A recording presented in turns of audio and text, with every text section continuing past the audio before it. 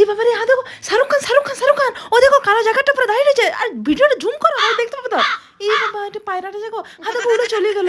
হে মা, দেখো আমি রঙিন চশমাটা পরিয়ে রয়েছি না, ইয়ার লেগে দেখতে পাই না, বলি ওরাও তো কালো জ্যাকেট পরে থাকে না, ইয়ার লেগে বুঝতে লেগেছি আর চশমাটা পরবো না। দেখো বলি এত ছোট ছোট ছেলেপুলেগুলো শাহরুখ খানকে ইমপ্রেস করার জন্য এত কষ্ট করে আসছে, বলে একবার উকি মেরে দেখতে পারতো না।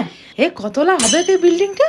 5-6 তলা হবে মনে হচ্ছে। হ্যাঁ, বলি ওরা তো মোটে 4জন না 5জন ছেলেপুলা নিয়ে পরে, বলে দুটো তুলে ওরা 2জন থাকতে পারতো, আর বাকিগুলো ভাড়া দিয়ে দিত। বাবার এই বয়সকালে একেবারে বসে বসে রোজগার, বসে বসে রোজগার, আর রোজগারের জন্য তোমাকে সিনেমায় অত পরিশ্রম করতে হতো না, বয়সকালটা আরামে পার করে দিত। হ্যাঁ, তারপরে দেখো এই যে এত এত মানুষজন আসছে মন্নতটি দেখতে, হ্যাঁ এত বড় ঘরটি দেখতে, একটা শৌচালয় করে দিতে পারতো। একটা শৌচালয় করে দিলে পরে 5-10 টাকা যা পারতো নিত।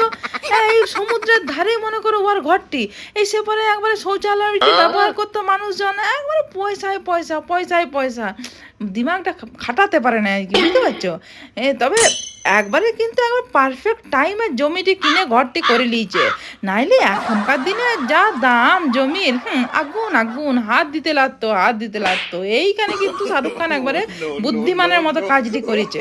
এই যে মনে করে এত খেচারে জলটা নামিয়ে দিল, হ্যাঁ এত এত মানুষগুলো কোথায় যাবে, একটা সেট করে দিতে পারতো, সেটাও একটা কাজের কাজ হতো।